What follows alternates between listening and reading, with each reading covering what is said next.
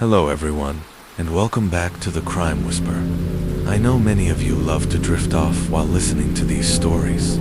So before we begin, I thought it'd be fun to try something new. If you're still awake, leave a comment below, and let me know where in the world are you listening from tonight. And as always, if you're enjoying these stories, please take a moment to like, subscribe, and share. It really helps us keep whispering these tales into the night. Alright. Get cozy, relax, and let's begin. Our first story begins on April 27th, 2014. That evening, a man named Mr. Lan contacted the local police with a troubling report his son was missing. Lan Kuan Yu, 36 years old, was a hard-working factory owner. He was known for being diligent and hands-on, usually spending long hours managing operations. But on that day, something felt off. His employees had been waiting for him. There was urgent work that needed his attention, but he never showed up.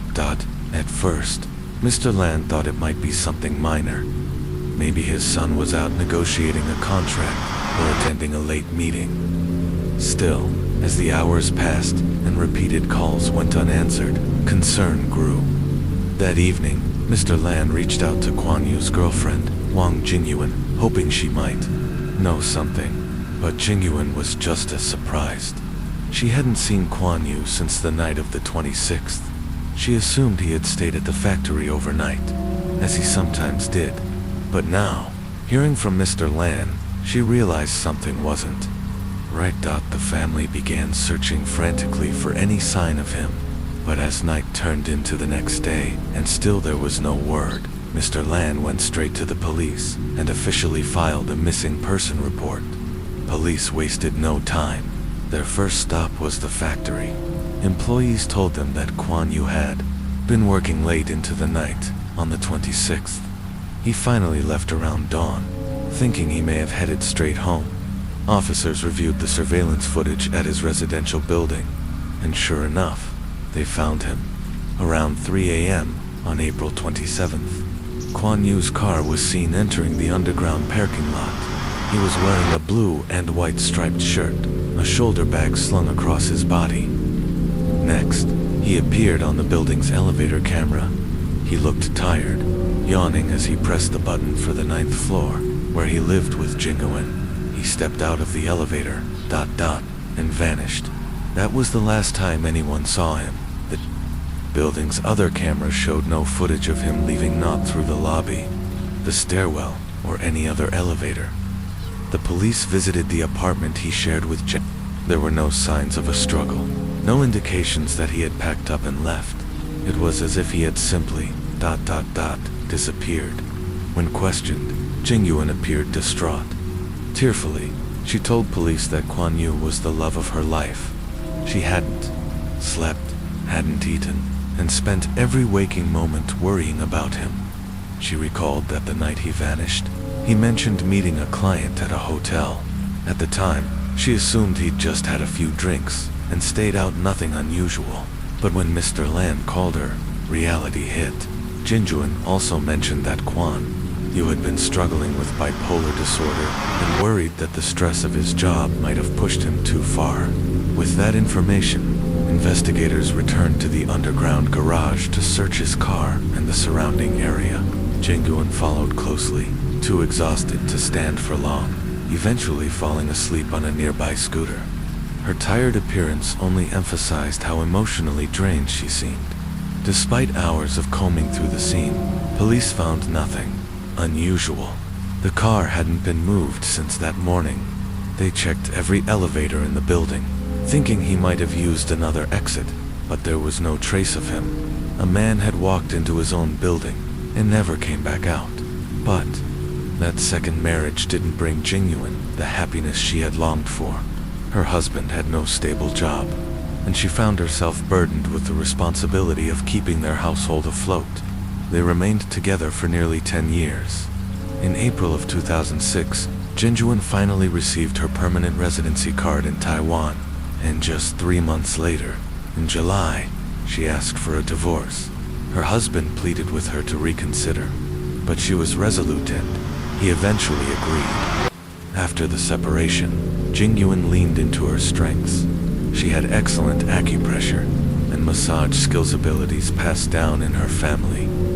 She soon found work at a local spa, and thanks to her talent and professionalism, she quickly became the most sought-after technician. But Jingyun was more than just skilled. She was also savvy.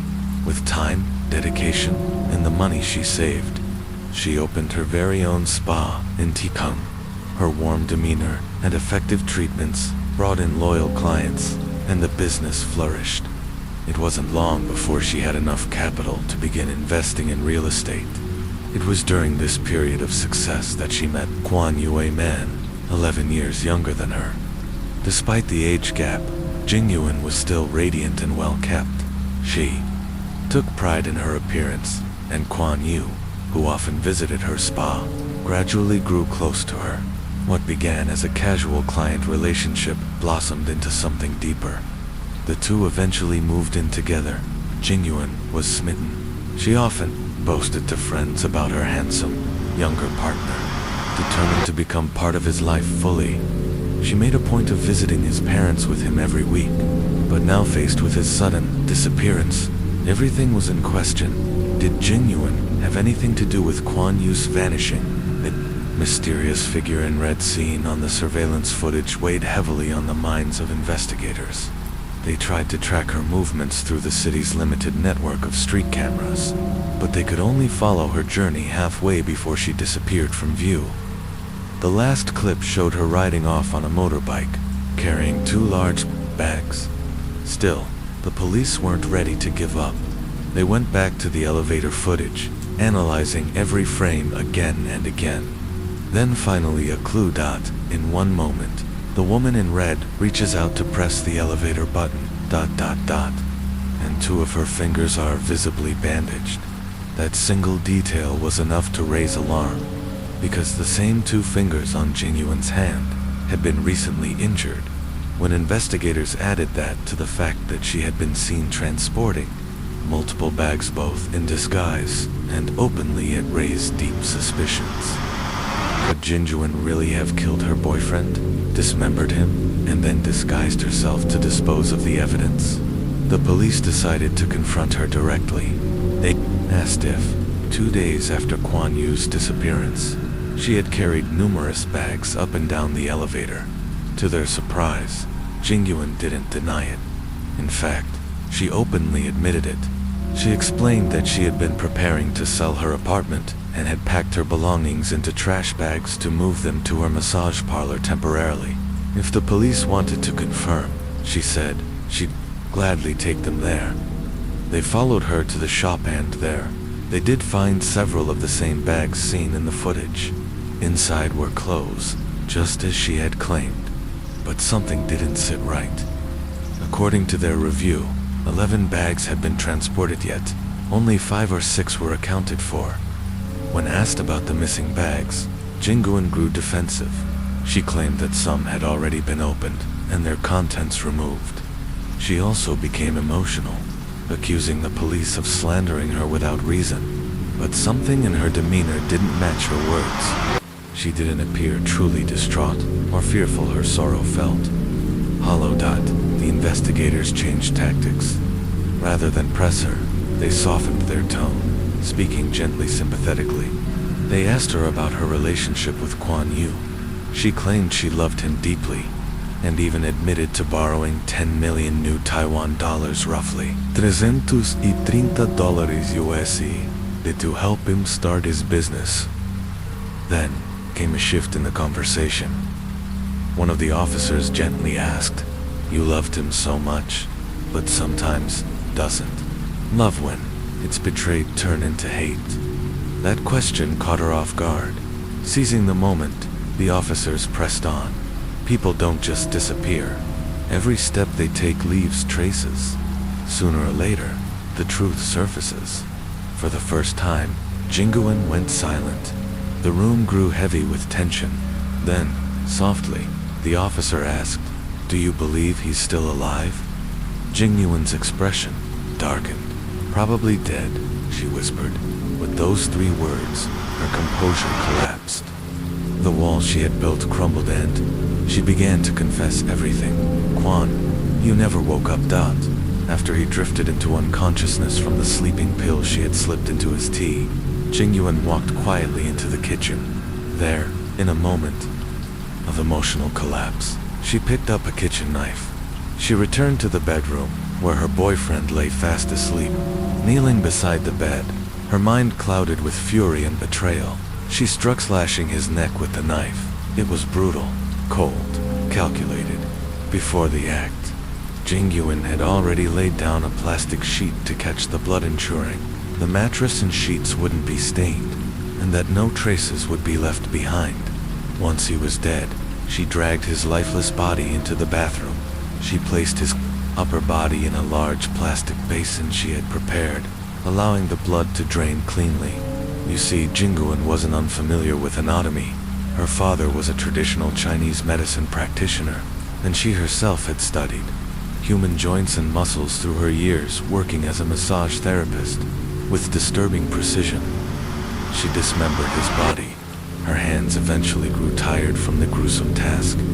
At one point, while switching hands to continue cutting, she accidentally sliced her own finger, a detail that would later become a critical clue in the investigating.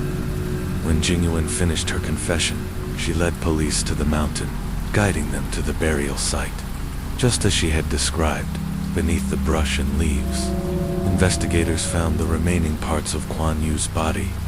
Police also went to the hotel where she had stayed after the murder and recovered the knife. At first, the motive seemed straightforward, a crime of passion.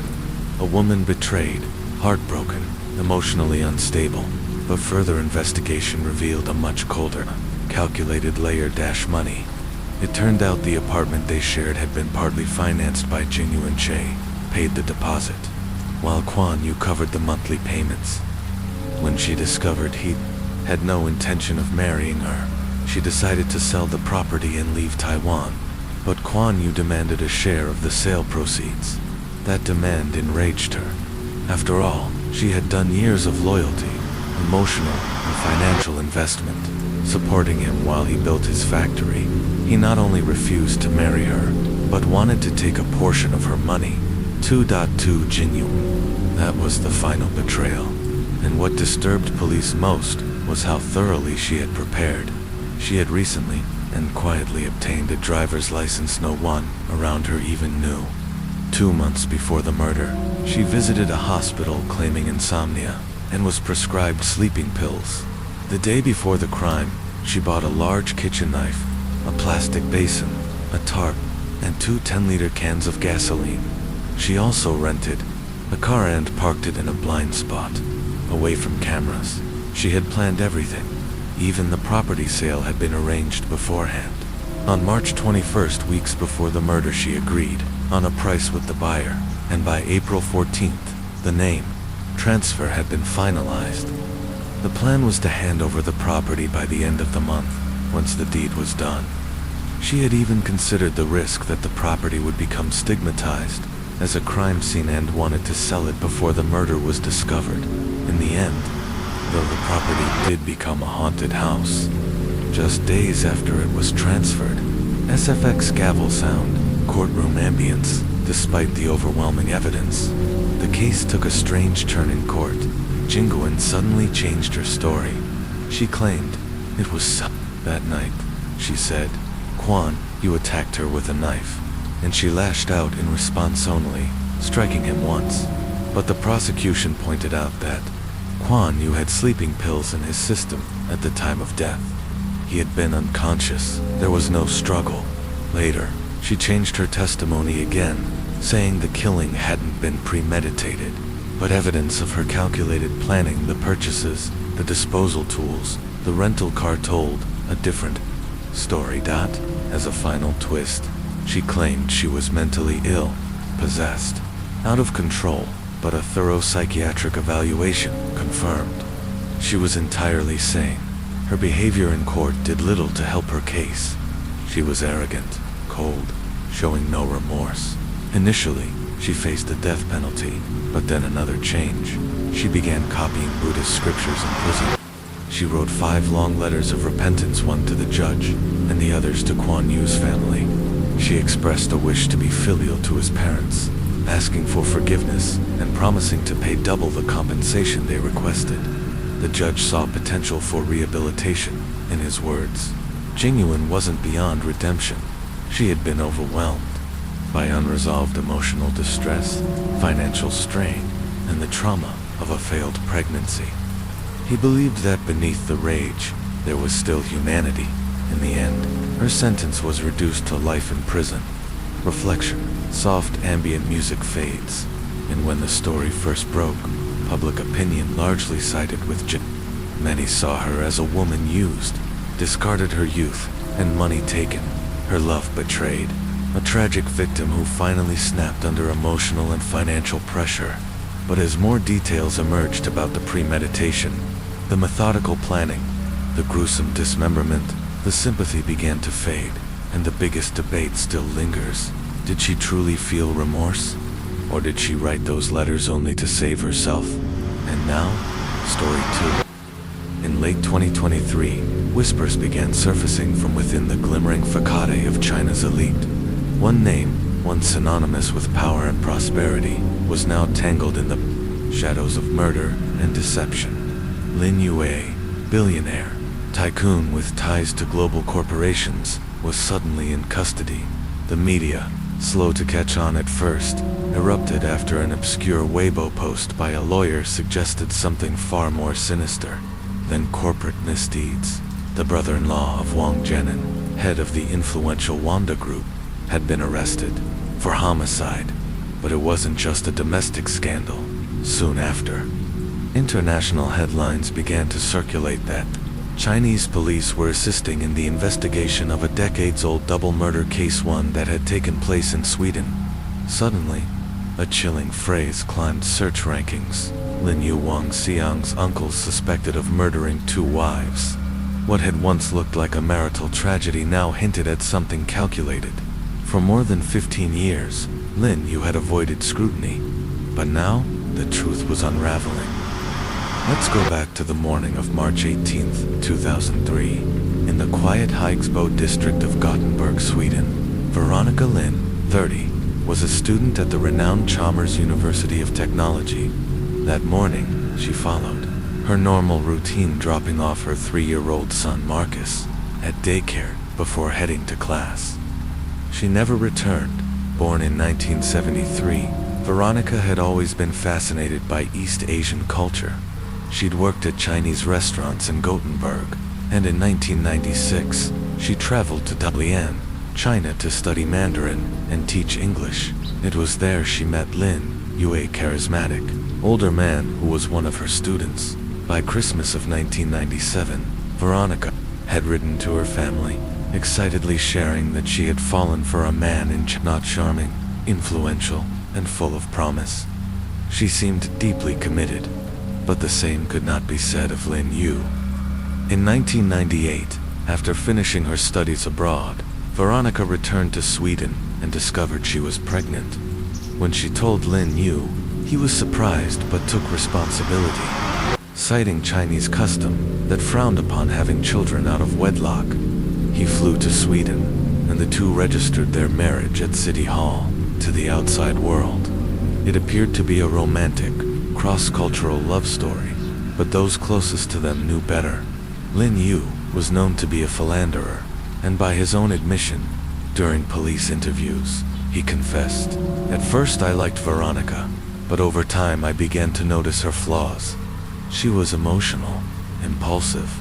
Despite their differences, the early years of marriage passed uneventfully. Lin Yu would visit Sweden sporadically, showering Veronica's parents with lavish gifts, silk, porcelain, leather jackets. Their son, Marcus, was born in June 1999, but Lin Yu wasn't even there. Eventually, Veronica moved back in with her parents, raising Marcus alone. Lin Yu, from abroad, sent about 10,000 Swedish kronor, roughly 900 United States dollars a month for support. But the payments became irregular. Tension grew. By December 2002, Veronica had had enough. She asked for a divorce. Lin, you agreed, but there was one thing neither could let go of custody of Marcus. In early 2003, their email exchanges grew heated. Lin, you warned, don't push me. I love Marcus more than you do. I'll come to Sweden to talk. Veronica, unfazed, replied, if you want to fight, go ahead. March 18th, 2003. Veronica didn't come home. Her parents, worried, picked up Marcus from daycare and tried calling her, but she didn't answer. Her phone rang, but no one picked up. By 9 p.m., they reported her missing. The following day, police began tracking her mobile signal. It was still active, but the technology at the time couldn't pinpoint which unit in her building it was coming from. Officers resorted to the simplest method they could, dialing her number and pressing their ears against apartment doors. Eventually, the ringing was heard inside the first-floor unit of a man named Tong Jung Dot. No one answered the door. Police forced their way in. What they found was horrifying. Veronica lay dead in the hallway, just outside the bedroom. Blood soaked the floor. Her body bore signs of a violent struggle. She had been killed in the very building where her family lived. Tang Jonga, man who lived in that apartment, had vanished. His passport was still in the flat, and police immediately issued an alert with his photo. They traced his phone signal heading toward the Swedish-Danish border, assuming he was fleeing. But then, the signal stopped. His phone was discovered, dumped in a trash can near a train station. Something didn't add up. Veronica's parents had known Tang Jong. He was a quiet man of Chinese descent who spoke broken Swedish. Occasionally, he asked Veronica to help him translate government letters. He had always seemed gentle, respectful, harmless. When asked if Veronica had problems with anyone else, her parents mentioned one name immediately, Lin Yu, the divorce. The child, the tension Veronica, had threatened to take a significant share of his assets.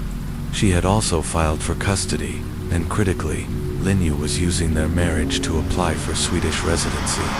If she succeeded in divorcing him, that door would slam shut. Investigators began combing through Lin Yu's travel history, and what they found stunned them. He was in Sweden, right there in Gothenburg, staying at the Sheraton Hotel. Her family hadn't even known he was in the country. In the past, Lin Yu would always stay with them during his visits. This time, he came in secret. Police brought him in for questioning. Lin Yu appeared outraged by the accusation. He claimed that death devastated him, that he hadn't told the family about his visit because he was only in Sweden briefly for an urgent business deal. He insisted he had an airtight alibi on the day of the murder. March 18th, he was reportedly in meetings with business partners until late evening.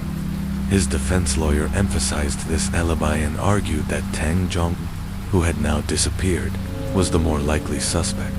On April 25th, 2003, after weeks of investigation, Swedish prosecutors announced that there was not enough evidence to detain Lin Yu.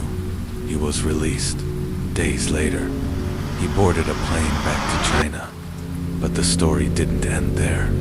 On April 30th, just behind the apartment building where Veronica and her family lived, a woman walking her dog noticed the animal barking furiously at a disturbed patch of earth.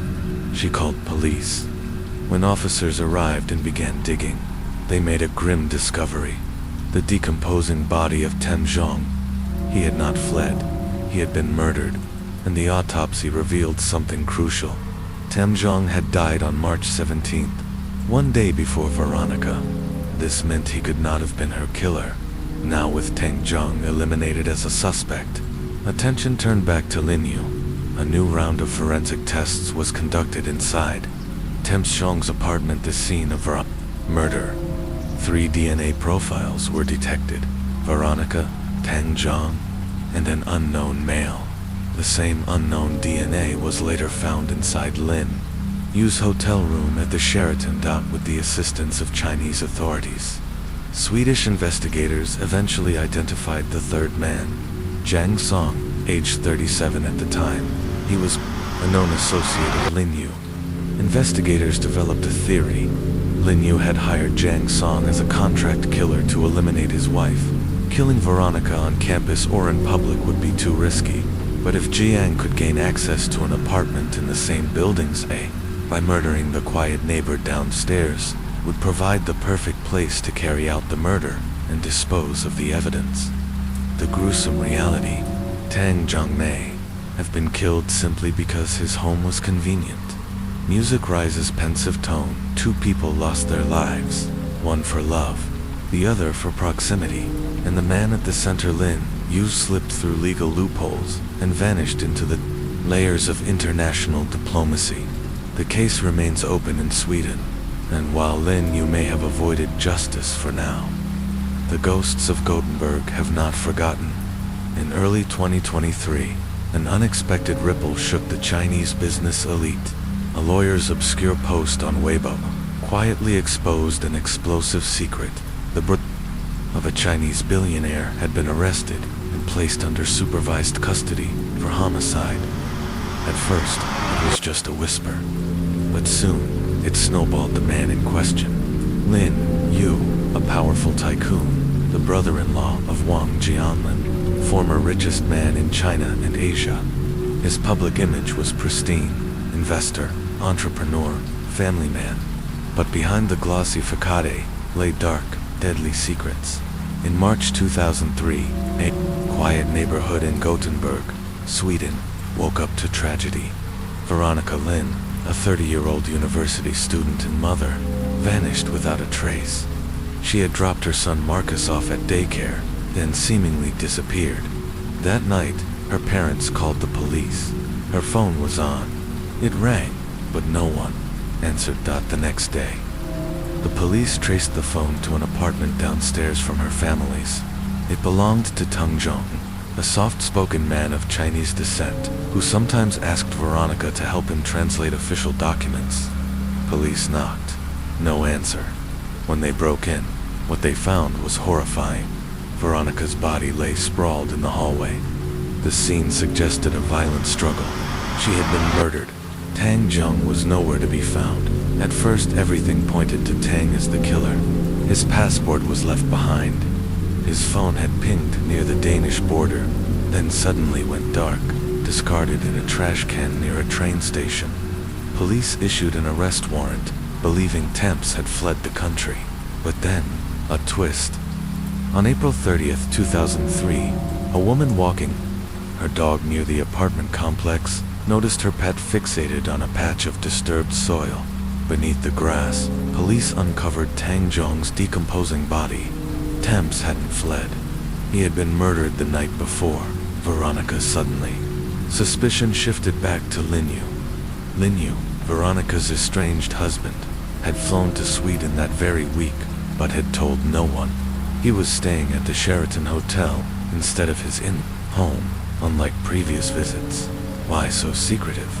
Though Lin claimed he was in Sweden on business and hadn't seen Veronica, his alibi was shaky. And then came damning forensic evidence. DNA from an unidentified male found at the crime scene matched DNA found in Lin's hotel room. That DNA belonged to Jiang Song, a man later identified by Swedish authorities as a possible hitman hired by Lin Yu to eliminate Veronica. The theory: Lin Yu had orchestrated the murders. First, Jiang Song killed Tang Zhong to use his apartment. Then, he lured Veronica in and murdered her. The motive: custody of their son Marcus and money. Veronica had filed for divorce and threatened to take a large portion of Lin's wealth. He was also using the marriage to apply for Swedish residency. The stakes were high. An international arrest warrant was issued, but with no extradition treaty between Sweden and China, and given the power of the Lin and Wang families, justice seemed out of reach. Then came another death. In January 2013, Lin Yu's second wife, Lin Ling, drowned in a private pool at their villa on Koh Samui Island, Thailand. Lin claimed it was an accident, but bruises on her neck suggested strangulation, and Lin Ling's family was certain she had been murdered. Lin Yu was arrested by Thai authorities, but posted a massive bail and fled. Incredibly, in 2016, while entering the UK under his own name, Lin was flagged by facial recognition as an international fugitive. He was extradited to Sweden. In a high-profile trial, Lin faced 2 counts of incitement to commit murder. The prosecution argued he had hired Zhang Song to kill Veronica and that Tang's murder was part of the plan. More than 40 witnesses testified. The jury found him guilty of orchestrating Veronica's murder and sentenced him to life imprisonment, the maximum sentence under Swedish law. But Lin's powerful legal team pounced. They discovered that one juror had previously posted anti-Chinese remarks online. Citing bias, they called for a retrial. The verdict was overturned, and a second trial, with the same evidence. Lin Yu was found not guilty. The court claimed that, although his DNA connected him to Zhang Song, it couldn't definitively prove he ordered the murder. With that ruling, Lin Yu was released. Not only that, the court awarded him 4.1 million Swedish krona to cover legal fees. Lin demanded more. He claimed the case had cost 7.5 million, including investigator fees and translation services. Shortly after, he returned to China. By 2017, Lin Yu had established 2 new companies, Xinu Investment Corporation in Shenzhen and Temshiga Biotechnology in Dalian. In 2018, he unveiled Xinu Cell Bank, boasting plans to store cells for every Chinese citizen.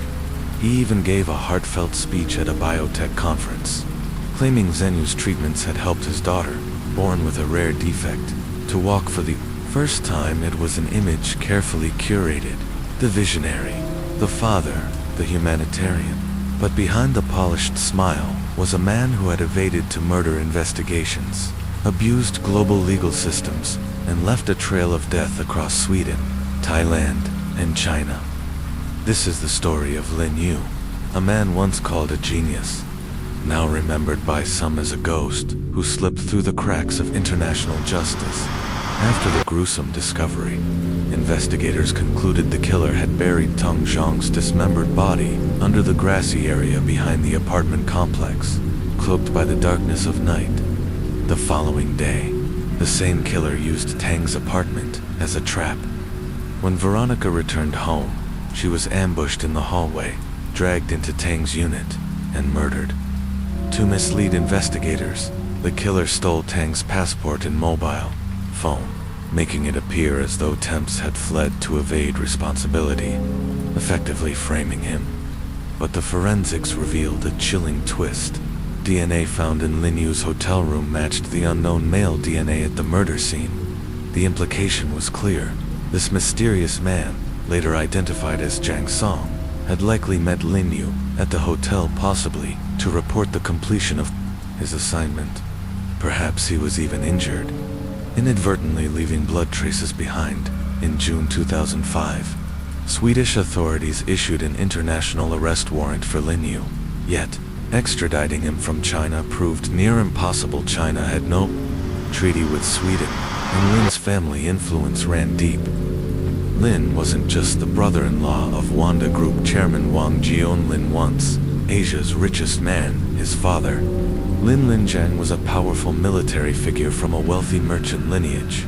His sister Yang had founded Lincher Investment Group and was rumored to have poured 200 billion yuan into rescuing Wanda during its financial crisis. In 2005, Swedish police traveled to Dalian, China, to collect more evidence. They interviewed Lin Yu's assistant, Lin Ling, who had organized his trip to Sweden. She refused to cooperate. Years later, Lin Ling would become Lin Yu's second wife, only to die under suspicious circumstances. In 2013, a viral Weibo post by a user calling themselves Uncle Bluebeard sent shockwaves across Chinese social media. The post alleged that a wealthy Chinese woman married to a billionaire, referred to only as L, had been murdered while on vacation in Thailand. The post described a woman strangled and dumped in a swimming pool, her death staged as accidental drowning. The man allegedly took control of her assets and locked her grieving parents out of her home online. Sleuths connected the post to a 2013 news story out of Thailand. Lin Ling had drowned at a luxury villa on Koh Samui Island. Her family didn't believe it was an accident. According to reports, Lin Yu had claimed he found her floating in the pool the next morning. But forensics told a different story. Lin Ling had been dead for 8 to 10 hours. Bore bruises around her neck, consistent with strangulation. And Lin Yu had scratch marks on his shoulder, likely from a struggle. Thai authorities initially classified the case as murder. Lin Ling's parents traveled to Thailand, demanding justice. Lin Yu was arrested and released on bail. He was supposed to remain in the country, but somehow, he returned to China in late 2014. Lin Yu entered the UK. His passport triggered a red flag in the facial recognition system. The UK, bound by its extradition treaty with Sweden, and extradited Lin to Gothenburg in January 2016. Swedish prosecutors charged Lin Yu with incitement to murder in connection with Veronica Lin's death. While he hadn't been at the crime scene, they alleged he orchestrated the killing, hiring Jang Song to carry it out. DNA in the hotel room tied Jang Song to both the crime scene and Lin Yu. Witnesses confirmed Lin had met Tang Zhong on multiple occasions. Still, Lin denied knowing Tang. After a lengthy trial, Lin Yu was found guilty and sentenced to life in prison. But the verdict was overturned when it was discovered that a jury member had previously made anti-Chinese remarks online, potential bias. In the retrial, the new jury found insufficient evidence to prove Lin Yu's direct involvement. He was acquitted and awarded 4.1 million Swedish kronor in compensation. Yet Lin Yu argued that his legal expenses had exceeded 7.5 million Swedish kronor and filed his own appeal. Lin returned to China, where in 2017, he founded Jinyu Investment and Temps Shiga Biotech. His company claimed to pioneer innovative cellular technologies developing personal cell banks and therapies. In one public speech, Lin played a video of his daughter born in 2013, shortly after Lin Ling's death, claiming she had been born with a genetic defect and was now healthy thanks to his company's research. Yet, despite the polished image, questions about his past remained. Swedish authorities reached out to China in 2015 to locate Jang Song, only to be told he had vanished in 2021. Swedish broadcaster SVT released a 6-part documentary titled Veronica and the Chinese Millionaire, reigniting public interest. The series featured emotional interviews with Veronica's family and her now-grown son, Marcus. After Veronica's death, Marcus was raised by his maternal grandparents. At age 7, he stumbled upon a tape revealing the true nature of his mother's death. In the documentary, Marcus reads a letter he once wrote to Lin Yu. "Dear father, this is not an easy letter to write. I'm your son, but we haven't seen each other in a long time. I hope to understand the truth. What really happened with you and my mother? Do you still think of me? Or am I someone you'd rather forget?" He never received a response. Then, in August 2024, Chinese media reported Lin Yu had been arrested on suspicion of murder again. After more than 20 years of evasion, it seemed the net had finally closed. Whether China will prosecute him or extradite him back to Sweden remains to be seen. If convicted in China, Lin Yu could face life imprisonment or even the death penalty. Story 3 continued. In an effort to prevent Gan from fleeing, police maintained 24-hour surveillance across major intersections and train stations in the Jiufan area. But days passed with no progress, just as investigators began to suspect that Gan might have already left Jiufan. An unexpected breakthrough occurred. That day, a man walked into a convenience store to buy cigarettes. His appearance closely resembled that of the wanted suspect, Li Gan. Officers approached him and asked for identification. The man claimed he wasn't Gan, but rather Gan's brother, and produced a driver's license. But the more the officers looked at the ID photo, the more they suspected something wasn't right. The face didn't quite match. Unable to confirm his identity with certainty, they couldn't arrest him. Still, they weren't going to let him go unsupervised. When the man asked to use a nearby restroom, 2 officers were assigned to accompany him. As they were walking, he suddenly stopped and said he had something important to report directly to the team leader.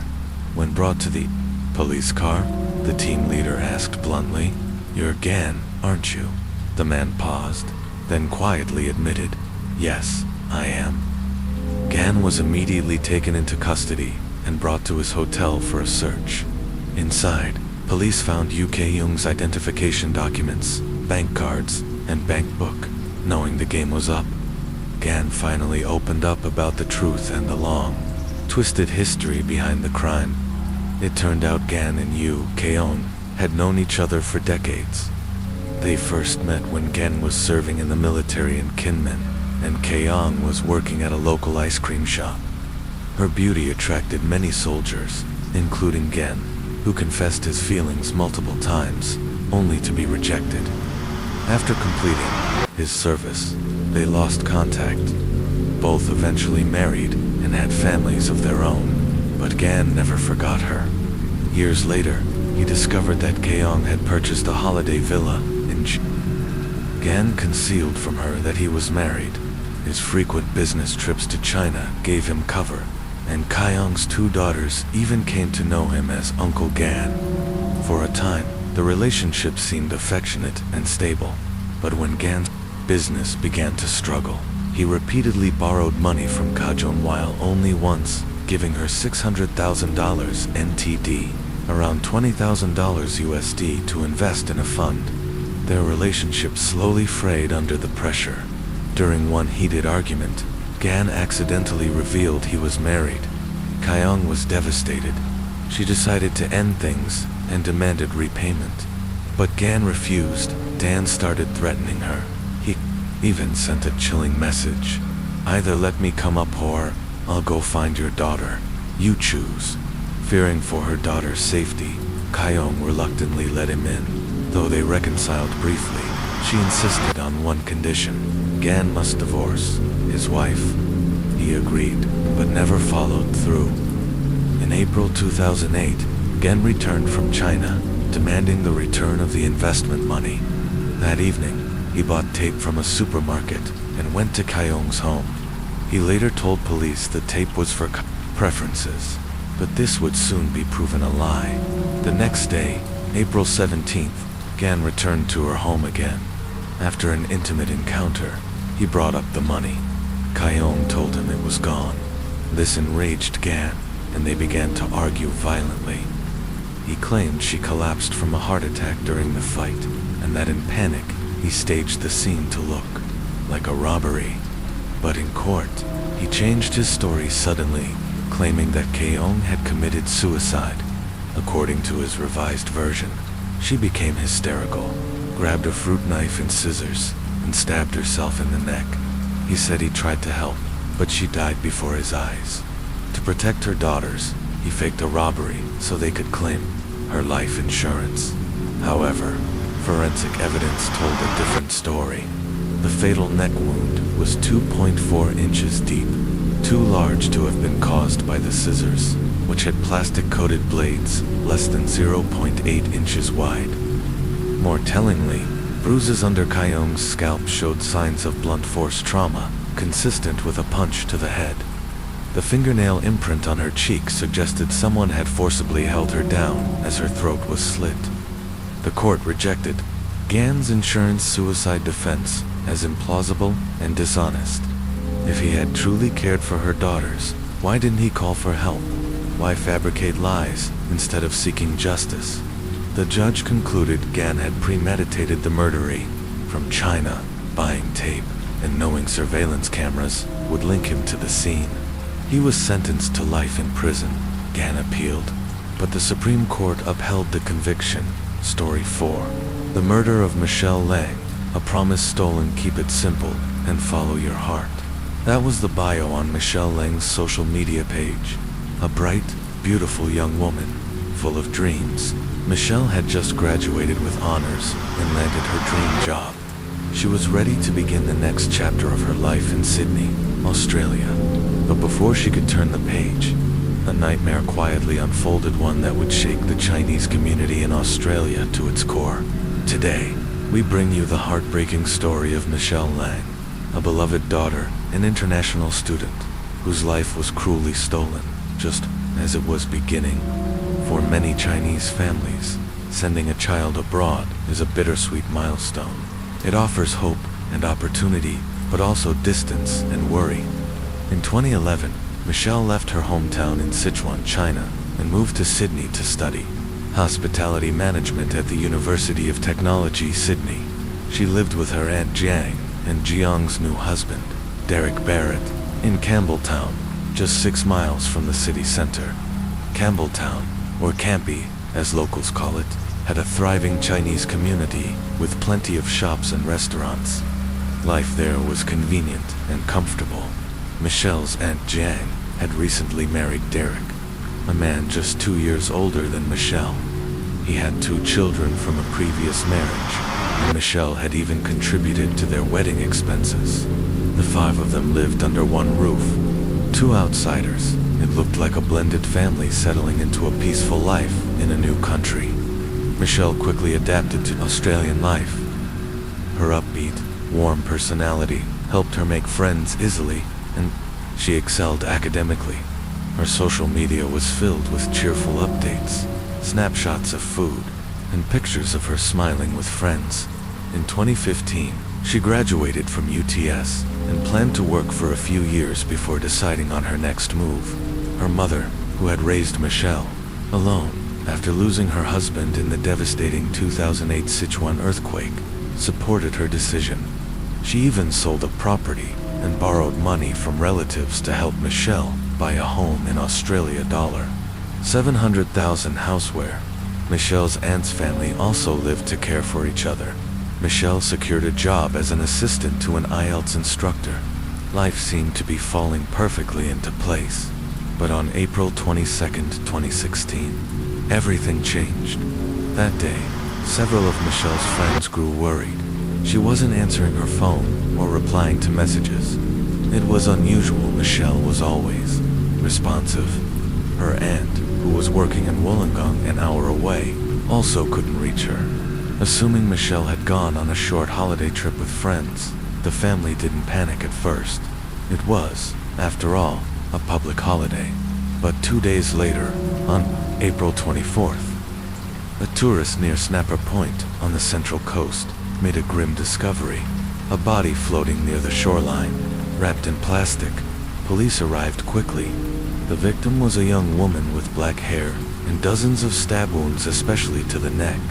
Her wrists and ankles had been tied, though the body showed no signs of contact with rocks, suggesting it had been dumped there. Many forensic clues had been lost due to water exposure. Her face was severely disfigured. There was no ID, no fingerprints, no definitive clues. But the brutality made one thing clear: this was no accident. It was murder. The next day, April 25th, Michelle's aunt and uncle reported her missing. Police feared the worst and collected Michelle's personal items, her toothbrush, hairbrush, and more to begin DNA testing.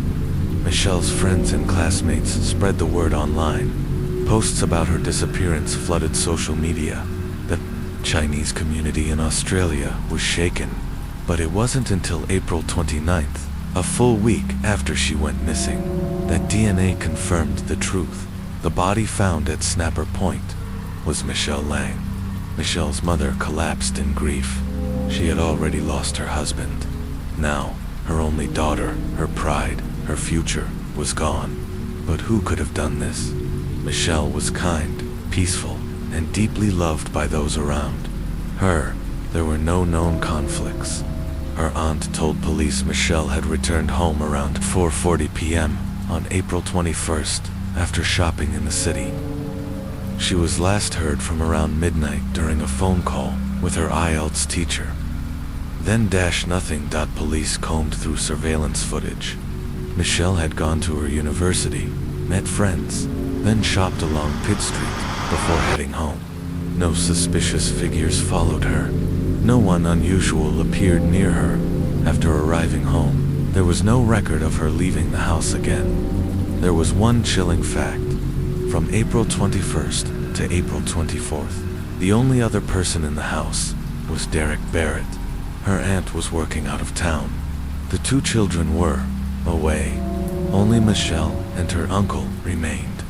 Derek Barrett was born in 1989 in a small town on the Central Coast. After working briefly in it, he had been unemployed for 5 years. He spent his days sleeping and playing video games. Despite repeated pressure from his wife and children to find work, he always made excuses. To outsiders, he seemed quiet and polite. There had never been any visible conflict between him and Michelle. The family lived peacefully, or so it seemed. But when police dug deeper, cracks began to appear. 2 tourists came forward and told investigators they'd seen Barrett at Snapper Point on April 24th. He warned them not to go near the cliffs, claiming they were dangerous. Now, that warning seemed suspicious-like. He feared they'd find the body. Security footage confirmed Barrett had driven into the national park that morning. He was also seen on camera buying a drink at a nearby gas station, appearing calm. Then came the horror. On Barrett's phone, police found 19 nude photos of Michelle taken after she was bound, gagged, and assaulted. He had deleted them, but forensic experts recovered every image. Worse still, Barrett had been secretly recording Michelle for months. He had installed a hidden camera behind the bathroom mirror to film her while she showered. He had even filmed his wife without her knowledge. In other recordings, Barrett was seen sneaking into the bedrooms at night, masturbating over the sleeping women. The mask of calm respect was shattered. Beneath it was a deeply disturbed predator. Police reconstructed the events. Derek Barrett had developed a twisted obsession with Michelle Lang. On April 21st, with his wife and children away, he saw an opportunity. That evening, after Michelle returned home and made her final calls, Barrett attacked. She fought back, but he overpowered her, tying her up, gagging her, and sexually assaulting her. On April 22nd, Barrett continued his abuse. Unexpectedly, at 3 p.m., his wife returned home for a brief visit. To hide the crime, Barrett locked himself in the bathroom, leaving the shower running to mask any sound. When his daughter asked for shampoo, he barely opened the door to pass it to her, terrified she might discover what was inside. Police believe Michelle may still have been alive at that point. Over the next 2 days, Michelle was alone with her killer. Eventually, he stabbed her more than 40 times, the worst wounds centered on her neck. Then, he wrapped her body in plastic and drove it out to Snapper Point, dumping her like trash into the sea. Michelle Lang was just 25 years old. Her life was filled with promise. She had endured heartbreak, survived tragedy, and worked tirelessly to build a future, only to be betrayed and murdered by someone who lived under the same roof. Derek Barrett was arrested, charged with murder, and later sentenced to life in prison. But no sentence can erase what he stole, not just from Michelle, but from her mother, her friends, and every future she never got to live. After the murder, Derek Barrett began planning how to get rid of Michelle's body.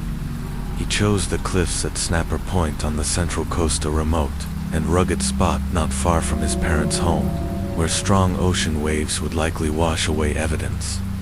On the morning of April 24th, Barrett wrapped Michelle's body in a plastic bag, placed it in his car trunk, and drove over 100 kilometers, about 62 miles, to the cliffs. On the way, he stopped to refuel and bought a drink at a gas station. Security footage later showed him appearing disturbingly calm after dumping Michelle's body into the sea. Barrett visited his parents, likely to create an alibi. That evening, he picked up his wife and casually mentioned that Michelle hadn't come home yet. The next day, on April 25th, the couple went to the police station to report Michelle missing. From there, the case unfolded quickly.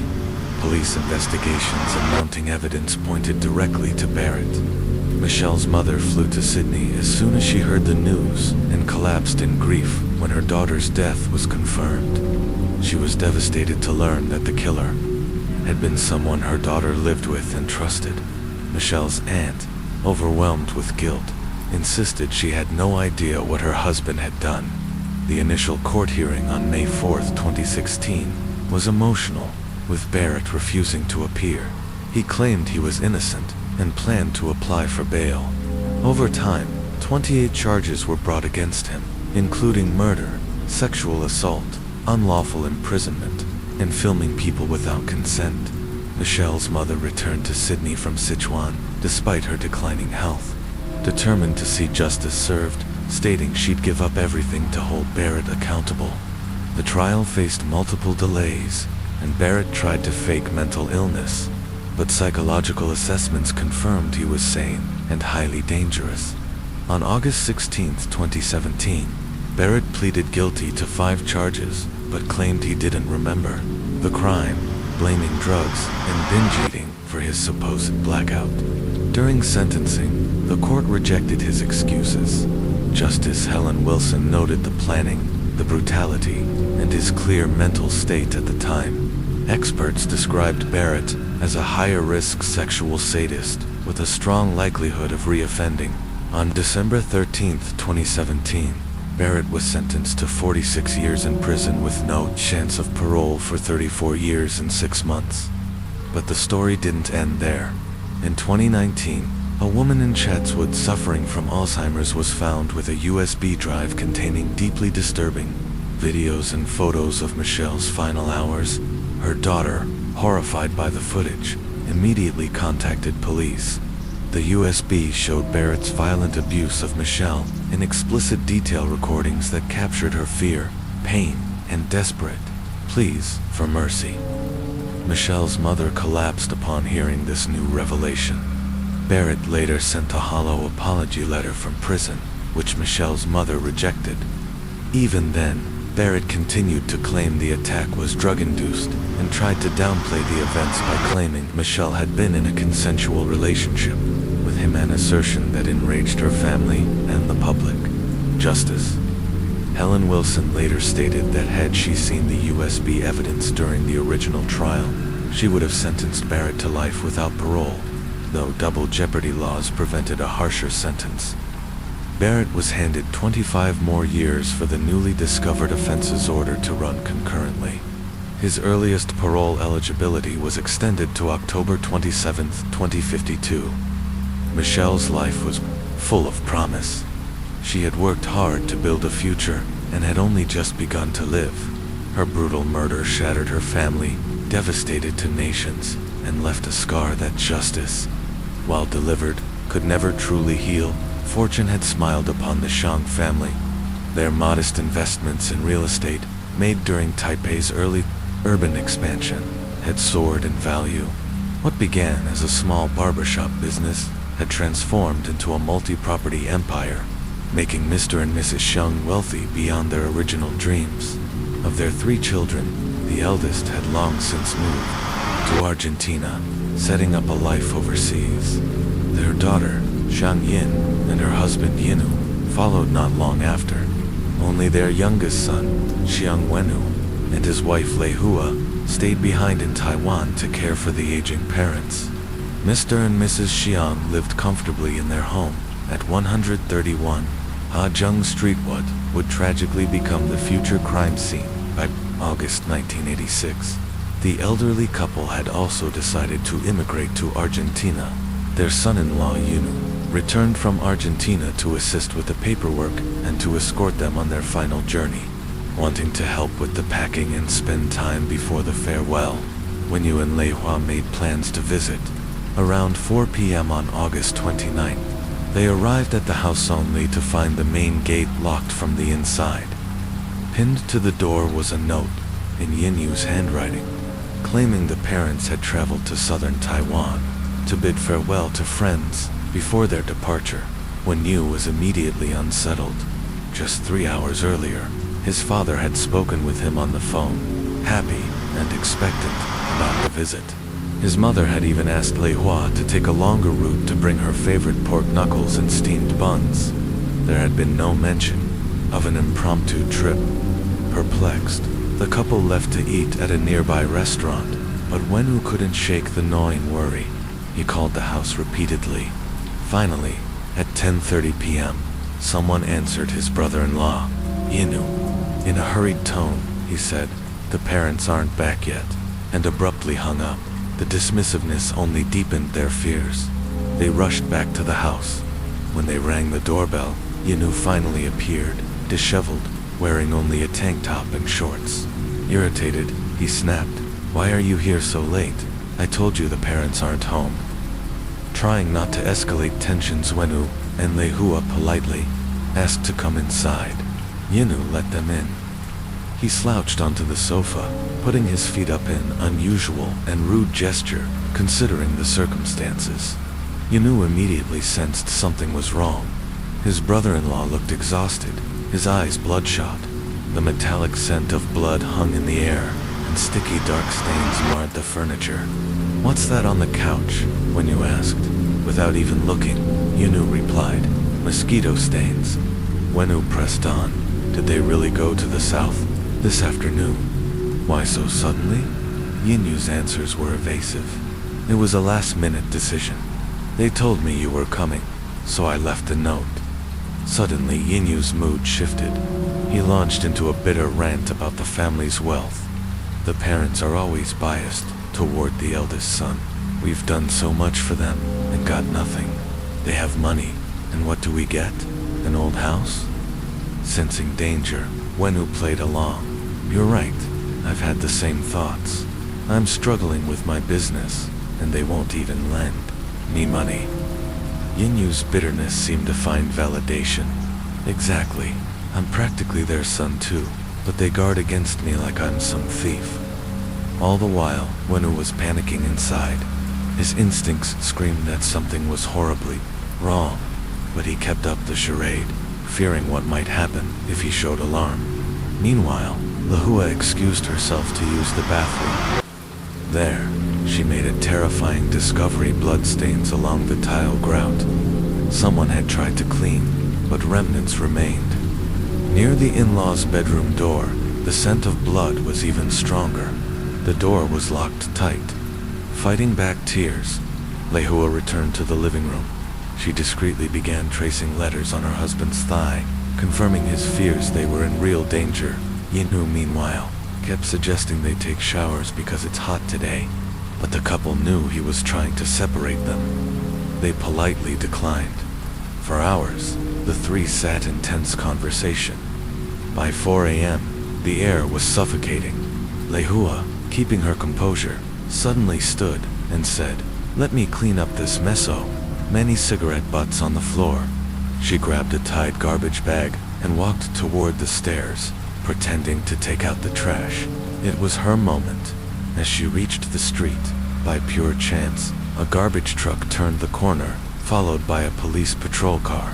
She dropped the bag and ran toward the officers, breathless and panicked. "I need help. There's been a murder." The officers followed her back to 131 Ha-Jung Street. Upstairs, Yinu sat calmly on the sofa, as if nothing was amiss. But the seasoned officers instantly recognized the thick metallic odor lingering in the air. Two of them began searching the house while the third kept watch over Yinu. Wenwu led them to the locked master bedroom. When kicking the door failed, Lei Hua climbed through a small window and unlocked it from inside. Inside were 6 pieces of luggage. Lei Hua knew unzipped one end, screamed in agony. It was soaked inside were body parts. The horror he had feared was real. Officers rushed into the room, urging him to stay back and not contaminate the crime scene. But in that moment, no one was watching. Yi knew. By the time they remembered to check the living room, he was gone. He had escaped. The cause of Mrs. Xiang's death was a single, fatal stab wound to the heart. What baffled investigators, however, was the complete lack of a struggle at the crime scene. No signs of forced entry, no defensive wounds, no screams reported by neighbors. But what truly shocked forensic examiners was the precision with which the bodies had been dismembered. Every joint had been cleanly severed, as if by someone with professional butchery skills. Upon full examination, it was confirmed that the bodies of Mr. and Mrs. Shang had been dismembered into 32 separate pieces. And yet, something was missing literally. During the reconstruction of the remains, the forensic team discovered that Mrs. Shang's heart and liver were gone. Police launched a search of the entire house and surrounding area, but the missing organs were never found. Still, locating the fugitive suspect took priority. All signs pointed to one man, the son-in-law Yanui. Using the account provided by the youngest son, Wenu, police reconstructed the probable sequence of events. Investigators believed that Yan Wei killed both Mr. and Mrs. Shang before 4 p.m. on August 29th. After committing the murders, he taped a misleading note to the front door, falsely stating that the couple had traveled to southern Taiwan to say farewell to friends. In truth, he was inside the house, meticulously dismembering the bodies and scrubbing the crime scene. By 10 p.m. that night, Yanui was calmly chatting with Wenu and Lei Hua in the living room, as if nothing had happened. Had the couple been less cautious, they may have met the same fate. At first glance, it seemed obvious this was a crime driven by greed. Yet when officers searched the home, they found $200,000 in cash, still hidden in a drawer, along with Yan's passport and ID. If money was the motive, why had he left these valuables untouched? The answer was likely simple. Once he realized his crime had been discovered, he fled in a panic, leaving everything behind. At the time of the murder, Yanui was 26 years old and had been married to the Shang's eldest daughter, Yakin, for several years. He was originally a medical student, and his in-laws had welcomed him warmly, so much so that Mr. Shang spent over $2 million to buy the couple a luxury apartment on Zhonghua Road as a wedding gift. But Yanui soon grew restless. He lost interest in medicine and became obsessed with starting his own business empire. Unfortunately, every business venture he attempted ended in failure. Friends and family said they couldn't recall a single successful investment, while his own family had some means. They eventually grew tired of financially bailing him out. When that well dried up, he turned to his father Law. Mr. and Mrs. Xiang, still supportive, continued giving him money. But as the requests became more frequent and desperate, they began to see the truth: he was draining them dry. Hoping to end the cycle, they arranged for their daughter and son-in-law to immigrate to Argentina, where their eldest son already lived. Perhaps a fresh start would help Yanui focus and mature. At first, things looked promising. Yanui took a job through his brother-in-law's connections at a slaughterhouse, but soon he quit and invested in an auto body repair shop with another immigrant. The result? Another complete failure? Not long after, the eldest Xiang son discovered the investment money had actually come from their parents again. Furious, he scolded them and urged them to cut off financial support permanently.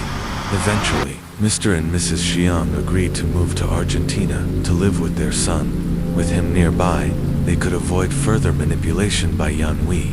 But then, unexpectedly, Yanui returned to Taiwan under the guise of helping with their immigration paperwork. Relatives later believed his true motive was to gain access to the couple's real estate holdings in Taipei.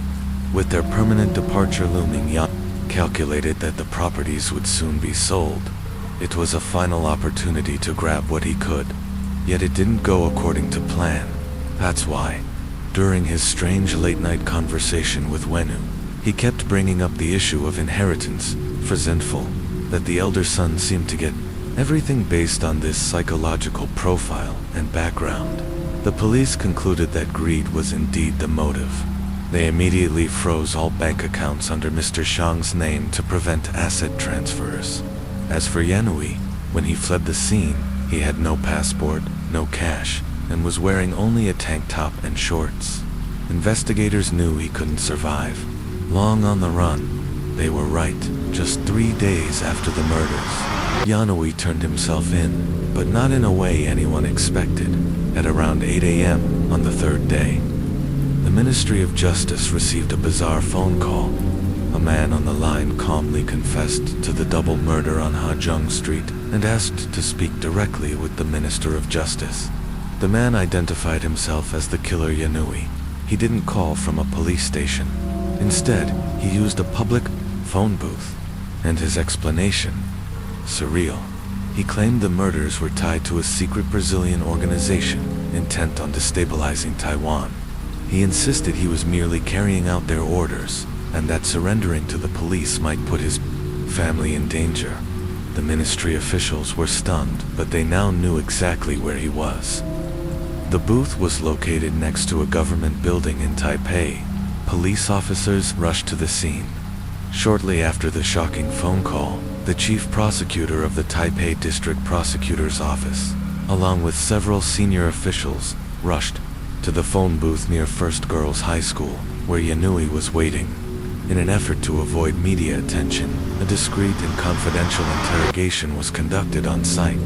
During questioning, Yanui spun an elaborate and bizarre tale. He claimed he had committed the murders under the orders of a shadowy organization, led by a mysterious figure he called Mr. Wong. According to Yanui, Wong had orchestrated the entire plan, personally killed the victims, and then had Yanui assist in restraining, gagging, dismembering, and bagging the bodies. He explained that Wong knew about the Shang family's wealth, and Yanui's strained relationship with his in-law. The murder, he said, was meant to fund the organization's secret operations. A portion of the money would be used to destabilize Taiwan. As absurd as this sounds today, back in that politically tense era, the authorities couldn't dismiss it outright. When Yanui began detailing supposed past terrorist attacks carried out by the organization, some of which had actually occurred, investigators were forced to take him seriously. He referenced a bombing outside a newspaper office near Taipei main station on April 26, 1983, which injured 12 people. He also cited an elevator explosion on Sangxia Road that took place just 22 minutes before that. Both incidents had, at the time, been labeled terrorist acts. Yanui claimed these were all coordinated by his organization, and even provided specific names and alleged operatives involved. But as prosecutors dug deeper, the holes in his story became increasingly apparent. While he gave extensive detail about these events, it soon became clear that he was merely reciting information that had already been widely reported in the media. When asked to provide confidential details only an insider would know, or future plans the organization had, he couldn't say a word. Worse still, the so-called mastermind, Mr. Wong, turned out to be a figment of his imagination. Yanui couldn't provide a full name, address, age, or any verifiable detail about him. Eventually, it became clear. Yanui had fabricated an international conspiracy to mislead authorities. He had exploited the government's fear of covert threats to stall the investigation. But in the end, prosecutors concluded that he acted alone and that his motive was far simpler. Money. Yanui was formally charged and brought to trial. During the proceedings, he admitted to murdering his in-laws, but stubbornly maintained that he was coerced into doing so by the organization, and that Wong had played the lead role. The Shang family rejected these claims outright. Forensic experts were also unable to retrieve fingerprints from the fabric bags or cleaned murder weapons, and due to the limitations of fingerprint databases at the time, no physical evidence could confirm or deny the existence of an accomplice. Still, the judge ruled that Yanui's story was nothing more than a web of lies, designed to rationalize his brutal crimes. He was sentenced to death, but the case took a dramatic turn during appeal. The High Court upheld the death sentence, but ruled that the murders were likely committed with an accomplice. The court based its reasoning on 3 key observations. The victims, both Mr. and Mrs. Xiang, were physically large and healthy. It seemed implausible for one man to overpower and kill them both without resistance. The timing. The murders took place in broad daylight, Yet no neighbors reported hearing screams or struggles. The cleanup, the crime scene had been meticulously cleaned, almost impossibly so for one person working alone, because the court believed a second person had been involved. The prosecution challenged the ruling and appealed again, resulting in a retrial. This legal back and forth gave Yanui more time. Then, in the early morning hours of October 21st, 1987, Yanui escaped while being temporarily released for medical treatment. He and 2 other inmates took advantage of lax supervision. They used an iron bar to break their shackles and fled in separate directions. Police launched a massive manhunt. Investigators learned that Yanui had a mistress, Mrs. Wusto, living somewhere in Taiwan. They believed he would eventually seek her out. Acting on that hunch, officers began surveillance near her last known residence. Their patience paid off. Unaware that she had moved, Yanui showed up at the location only to find police waiting. He was promptly rearrested to avoid further complications. The Taipei Supreme Court moved swiftly. On March 4th, 1988, Yanui was once again sentenced to death with immediate effect. At 5:30 a.m. on March 11th, the sentence was carried out. But even after justice was served, one disturbing question lingered. What happened to the missing heart and liver? Initially, news reports only stated that Mrs. Shang's heart and liver were unaccounted for. It wasn't until nearly a year later that new details quietly emerged. Reportedly, when police had re-entered the crime scene during the investigation, they had taken an inner pot from a rice cooker. What exactly was in that pot has never been disclosed by authorities to the outside world. Yanui had appeared to be just another man, striving for success, a man chasing the dream of building wealth and status. But beneath the surface, his desperation had festered into greed, resentment, and ultimately murder.